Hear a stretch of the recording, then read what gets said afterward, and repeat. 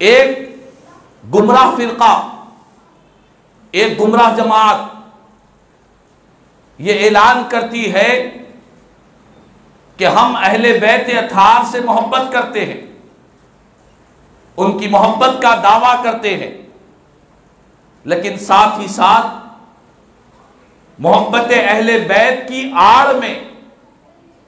ان کا سہارا لے کر، پنجتن پاک کا مقدس نام لے کر ان کی محبت، ان کا دم دنیا کے سامنے ظاہر کرتے ہیں، ساتھ ہی ساتھ وہ رسول پاک علیہ السلام کے صحابہ کرام کی بے ادبیاں کرتے ہیں۔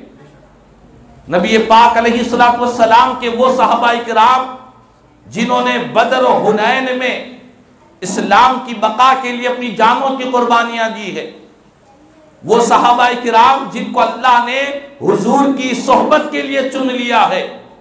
وہ صحابہ کرام جن کو میرے آقا نے روشن ستاروں کی طرح فرمایا ہے، ان مقدس صحابہ کرام کی ذوات قدسیہ میں بے ادبیاں پیدا کرنے کی کوشش کرتے ہیں۔ یہ راستہ بھی گمراہی والا راستہ ہے، یہ طریقہ بھی گمراہی والا طریقہ ہے، یہ جماعت بھی جہنم میں جانے والی جماعت ہے، جو نام اہل بیت اطہار کا لے اور بے ادبیاں بکے، گستاخیاں بکے، برے الفاظ بیان کرے، اور ان کے دلوں میں صحابہ کرام رضوان اللہ تعالی علیہم اجمعین کے تعلق سے سینوں میں عداوت، نفرت چھپی ہوئی ہوتی ہے۔ یہ گمراہ جماعت ہے۔ اور ایک دوسری جماعت جو حب صحابہ کا نام لیتی ہے، صحابہ کرام کی محبت، ان سے پیار، ان سے عقیدت کا اعلان کرتی ہے دنیا کے سامنے، ہم صحابہ والے ہیں، اس بات کا لوگوں کے سامنے برملا اظہار کرتے ہیں، لیکن ساتھ ہی ساتھ ان کی زندگی میں اہل بیت اطہار کی محبت نظر نہیں آتی۔ وہ اہل بیت اطہار کی محبت سے ان کے سینے خالی ہے۔ وہ حسین اعظم کے کربلا کے میدان کو ایک سیاسی جنگ اور سیاسی لڑائی کا نام دیتے ہیں، اقتدار کی جنگ کا نام دیتے ہیں، نعوذ باللہ من ذالک۔ یہ جماعت بھی، یہ فرقہ بھی گمراہی والا فرقہ ہے، یہ بھی جہنمی فرقہ ہے۔ اللہ کا شکر ہے، خدا کا احسان ہے ہم اہل سنت والجماعت پر۔ ہم اہل سنت والجماعت کے ہاتھ میں، ایک ہاتھ میں دامان صحابہ ہے تو دوسرے ہاتھ میں دامن اہل بیت ہے۔ ہم کسی صحابی رسول کی شان میں گستاخی نہیں کرتے، نہ اہل بیت اطہار کے کسی فرد کے تعلق سے ہمارے سینوں میں کوئی رنجش، کوئی عداوت پائی جاتی ہے۔ اہل سنت کا جو راستہ ہے یہ سلامتی والا راستہ ہے۔ اہل سنت کا جو طریقہ ہے، جو مسلک ہے، یہ سلامتی والا، ہدایت والا راستہ ہے، جو ان دونوں مقدس ہستیوں کا دل و جان سے ادب کیا کرتے ہیں۔ نام صحابہ کرام رضوان اللہ تعالی علیہم اجمعین کا ہو یا اہل بیت اطہار ہو، بلکہ ان کے غلاموں پر بھی ہم اپنی جانوں کو نثار کرتے ہیں۔ ہم اہل سنت والجماعت ان دونوں ہستیوں کے دامن کو تھامے ہوئے ہیں۔ کہیں سے اگر کوئی گستاخی اور بے ادبی کے جملے چاہے صحابہ کرام کے تعلق سے ہو، چاہے اہل بیت اطہار کے تعلق سے ہو، ہم ان دونوں فرقوں پر لعنت بھیجتے ہیں، ان کے ہر عمل سے دوری اختیار کرتے ہیں، اور یہی راستہ سلامتی والا راستہ ہے۔ اور ایک ایسی بھی جماعت پیدا ہو گئی جو دنیا کو یہ بتلانا چاہتی ہے کہ صحابہ کرام رضوان اللہ تعالی علیہم اجمعین اور اہل بیت اطہار حضور کے گھر والے، ان دونوں کے دلوں میں آپس میں عداوت تھی، نعوذ باللہ، ایک دوسرے کے تعلق سے دشمنیاں تھی، ایک دوسرے کے مقام کو یہ گھٹاتے تھے۔ صحابہ کرام اہل بیت اطہار کے ذکر کو، ان کے مقام و مرتبے کو چھپاتے تھے، اور اہل بیت اطہار صحابہ کرام کو پسند نہیں کرتے تھے، نعوذ باللہ من ذالک۔ یہ بات بڑی ذمہ داری سے کہتا ہوں، واللہ باللہ تاللہ، اللہ کی عزت کی قسم کھا کر کہتا ہوں، صحابہ کرام کے سینے محبت اہل بیت اطہار سے لبریز تھے، اور اہل بیت اطہار کے سینے محبت صحابہ کرام سے لبریز تھے۔ یہ دونوں ہستیاں، یہ دونوں نبی سے نسبت رکھنے والی جماعتیں، یہ دونوں مقدس ہستیاں جن کا تعلق تاجدار کائنات صلی اللہ تعالی وسلم سے ہے، چاہے صحابہ کرام ہو یا اہل بیت اطہار ہو، ان کی جو نسبت ملتی ہے تاجدار کائنات صلی اللہ تعالی وسلم سے ملتی ہے۔ حضور کی نسبت ہی سے صحابہ کرام کو مقام و مرتبہ ملا، اور سرکار کی نسبت ہی سے اہل بیت اطہار کو مقام و مرتبہ ملا ہے۔ تو یہ عقیدہ رکھنا اور دنیا کو یہ میسج دینے کی کوشش کرنا، اور بار بار چونکہ یہ سوشل میڈیا کا دور ہے، فیس بک، واٹس ایپ کے ذریعے، سوشل میڈیا کے ذریعے اتنی گمراہی پھیلائی جا رہی ہے، صاف ستھرے ذہنوں میں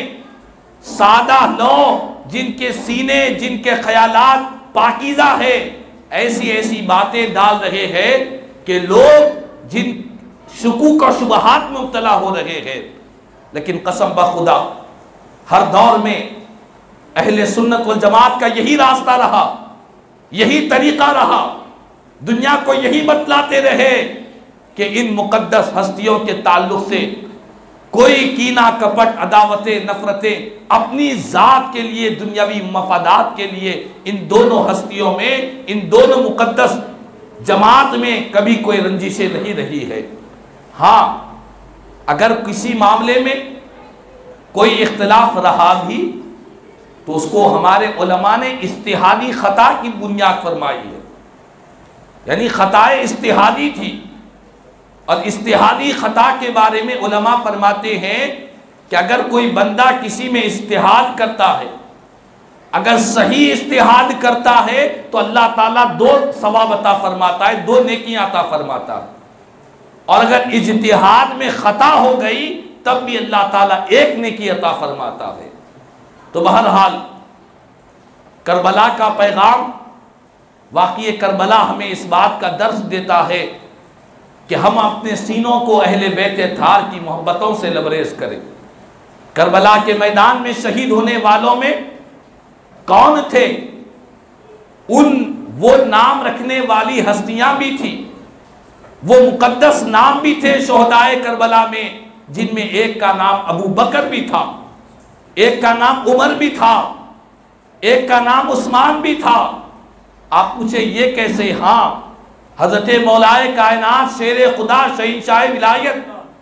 سیدنا علی مرتضیٰ رضی اللہ تعالیٰ عنہ نے اپنے صاحبزادوں کے ناموں میں ان خلفائے راشدین کے ناموں پر نام رکھا ہے۔ نہ صرف مولائے کائنات بلکہ حضرت سیدنا امام حسن مجتبی جو جنتی جوانوں کے سردار ہے، انہوں نے بھی اپنے بیٹوں کا نام، کسی کا نام ابو بکر، کسی کا نام عمر، کسی کا نام عثمان رکھا ہے۔ تو یہ مقدس نام رکھنا بتلا رہا ہے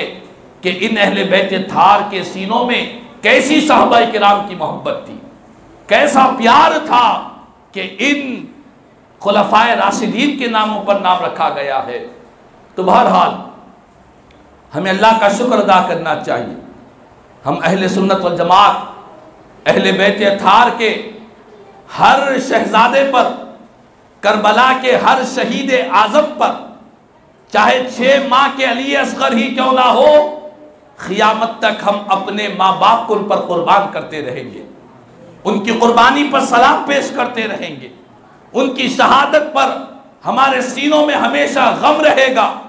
ہمارے سینوں میں ہمیشہ زخم رہے گا۔ اس زخم کو کبھی دنیا فراموش نہیں کر سکتی۔ کربلا کا جو زخم ہے، حسین اعظم کی جو شہادت ہے، اور کربلا کے وہ 72 شہداء کرام ہے، اس سے امت کے سینے پر جو زخم ہے، جو غم ہے، جو تکلیف ہے، یہ کبھی ختم ہونے والی نہیں ہے۔ قیامت تک یہ زخم باقی رہے گا، قیامت تک ہمارے سینوں میں غم حسین رہے گا کہ ہمارے حسین اعظم نے دین کی بقا کے لیے، اسلام کی بقا کے لیے، شریعت کی بقا کے لیے آپ نے اپنی بھی قربانی دی، اپنے گھر والوں کی بھی قربانی عطا فرمائی ہے۔ تو کربلا کا واقعہ ہمیں قربانی کا پیغام دیتا ہے۔